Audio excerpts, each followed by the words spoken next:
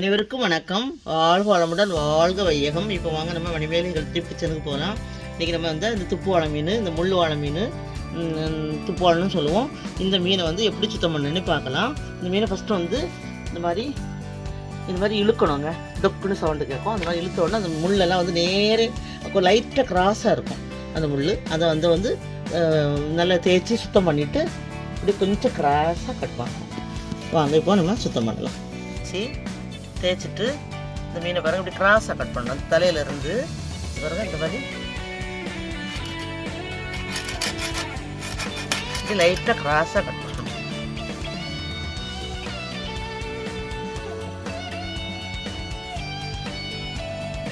பெரிய மீனுக்கு சின்ன மீன் இறன்னு சொல்லுவாங்க பாருங்கள். இது வந்து பெரிய மீன். இது வந்து ஒரு சின்ன மீனுங்க. தெரியுதா உங்களுக்கு? இது ஒரு சின்ன மீன். அதில் வந்து அது குடல் வந்து பாலிஸ் அப்படி கவராக இருக்குது. இது வந்து இந்த மீனை வந்து எடுத்து சாப்பிட்ருக்கு பாருங்கள். இந்த அளவு இந்த பெரிய மீன் எடுத்து சாப்பிட்ருக்கு. இப்போ இதை வந்து கொஞ்சம் பெரிய பீஸாக நம்ம முள் எடுக்கிறதுனால கொஞ்சம் பெரிய பீஸாக இதையும் கிராஸாக தான் கட் பண்ணுங்க.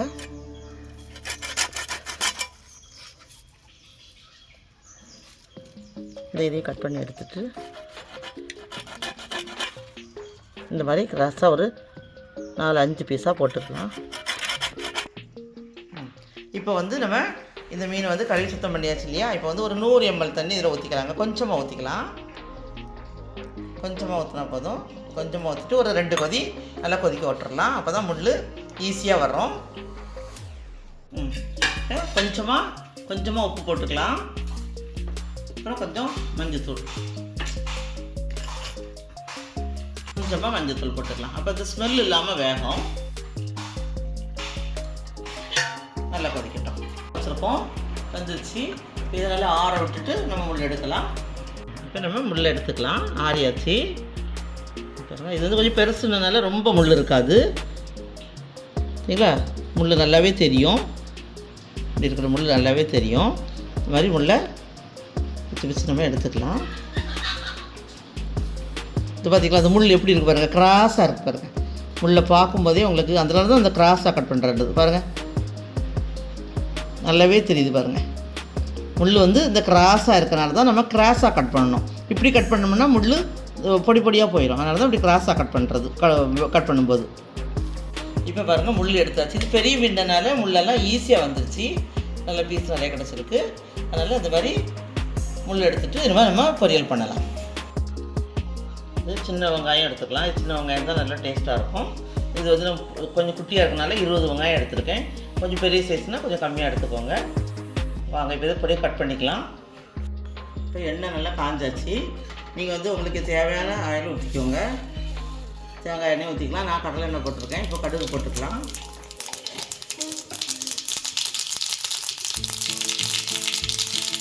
ஒரு பல்லு பூண்டு போட்டிருக்கேன் கட் பண்ணி. ஒரு பச்சை மிளகாய்,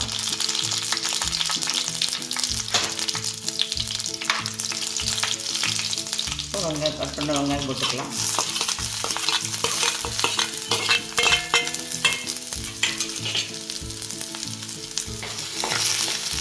வெங்காயம் வந்து நல்லா வதங்க வேண்டாம். கண்ணாடி பதம் வந்தால் போதும். கொஞ்சம் வதங்கட்டும். மஞ்சள் பொடி போட்டுக்கலாம். எல்லா இடமும் அப்போ தான் ஸ்ப்ரெட் ஆகும் சீக்கிரமாக.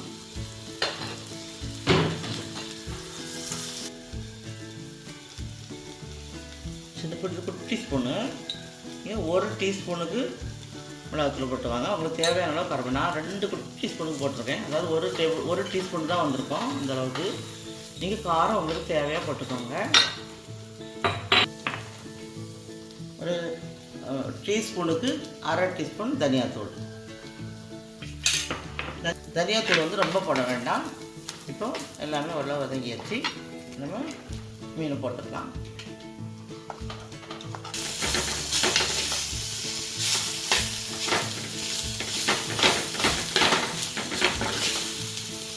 மீன் வந்து பெரிய மீனாக இருக்கிறதுனால நம்ம முள் எடுக்கிறதுக்கு ரொம்ப ஈஸியாக இருந்துங்க. சின்ன மீனெலாம் நிறைய முள் இருக்கும்.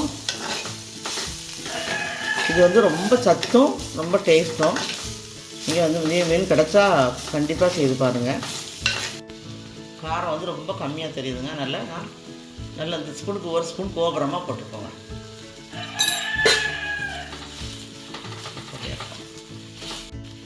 தேவையான அளவு உப்பு போட்டுக்கோங்க. 1 ஸ்பூன் தண்ணி இப்படி ஸ்ப்ரெட் பண்ணி ஊற்றிக்கலாம். இப்போ நல்லா மீன் வெந்துடும். இப்போ நம்ம மூடி போட்டுடலாம். மூடி போட்டு ஒரு 2 நிமிஷம் சிம்மில் வச்சுக்கலாம். கருவேப்பிலை போட மறந்துட்டேன். இப்போ நம்ம போட்டுக்கலாம். போட்டுட்டு